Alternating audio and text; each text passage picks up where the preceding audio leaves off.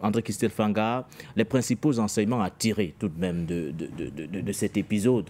Parce que là, clairement, on se dirige forcément vers la nationalisation de la Sobaïr. Aujourd'hui, le Niger qui va récupérer la pleine souveraineté de l'exploitation de ses ressources minières au regard justement de tout ce qu'on a évoqué, de ces dérives d'Orano. Tout à l'heure, M. Kandem revenait justement sur les conditions de travail exécrables dans certains sites d'exploitation.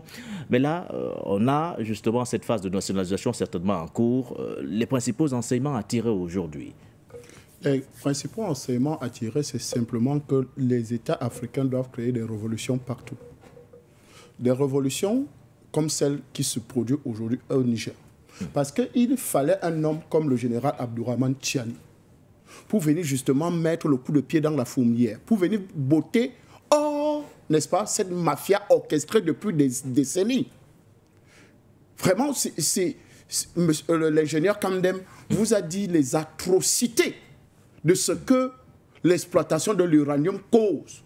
Et surtout qu'on a une société irresponsable, c'est-à-dire la France. C'est une société irresponsable qui a dégradé, la santé, qui continue à dégrader le sol, qui continue à dégrader l'équilibre, n'est-ce pas, géopolitique, géostratégique du Niger. Et donc, il faut véritablement qu'il y ait des révolutionnaires un peu de partout. Parce que l'exploitation de l'uranium du Niger, je vous ai pris les exemples simples. Comment se fait-il que le Niger est 3e producteur mondial d'uranium, mais le Niger est classé parmi les pays les plus pauvres du monde? Est-ce que ça s'explique? Est-ce qu'on doit comprendre ça? Est-ce qu'on doit tirer des leçons en disant, mais non, on ne peut pas être à ce niveau de richesse et être aussi pauvre. Nous devons justement travailler, n'est-ce pas, dans tous nos États pour mettre hors d'état de nuire ces sociétés françaises, européennes, occidentales. Parce que les gens vont nous dire, mais non, il y a le tribunal, les tribunaux. Oui, grand frère Thierry Atangana, il paraît qu'au Cameroun, il y a un directeur général qui était condamné au Cameroun. Le directeur général du port, Cyrus Ngo, était condamné au Cameroun par un magistrat camerounais parce qu'il défendait les intérêts du Cameroun. Il n'y a que dans des États comme ça qu'on trouve ce genre d'aberration, où on peut condamner, n'est-ce pas, un patriote qui travaille pour le bien-être. C'était l'affaire Bolloré, un Français. Le Cameroun a finalement eu raison dans ce dossier. Mais on a continué, la bataille a continué, pour simplement dire que vous voyez des aberrations comme ça se produisent dans certains États, comme ça s'est produit sur les Bazoum, Mamadou Tandja, Mamadou Issoufou et tous ces gens qui ont dirigé le Niger. Et aujourd'hui, tous se posent la question, c'est quoi la suite? D'aucuns estiment, entre autres, que comme Orano s'en va, c'est un prétexte idéal pour les nouvelles autorités de faire venir d'autres partenaires à l'instar de la Russie. Mais il y a d'abord d'autres noms, M. Nguéné.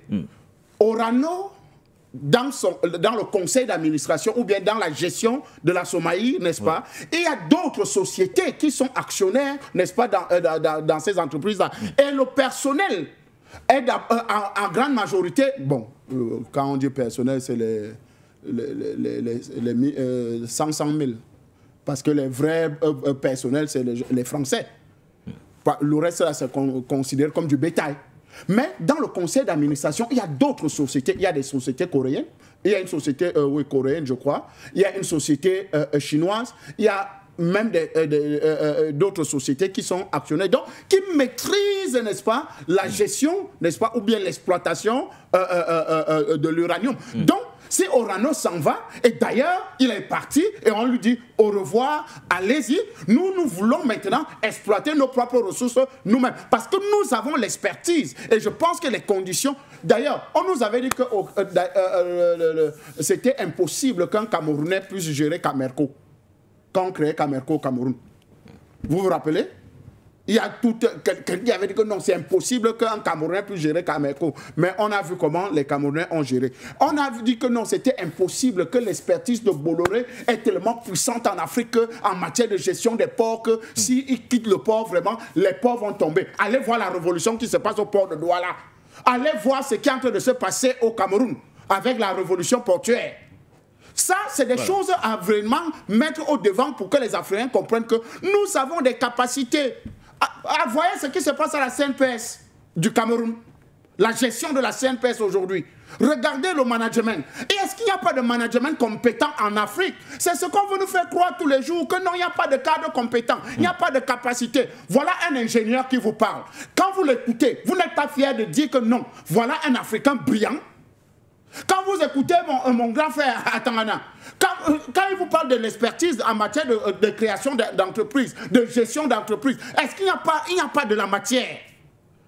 Il y a de la matière. Je pense qu'aujourd'hui, il faut véritablement que les Africains tirent les leçons de ce qui est en train de se passer au Niger. Parce que voilà un pays qu'on a appauvri. On nous a dit, nous sommes pauvres. Pour sortir des pays, nous n'avons rien. Nous ne pouvons rien faire. Alors, il faut que, non, cette fois-ci, nous avons les capacités et nous allons sortir nos pays du sous-développement avec nos propres moyens. Alors.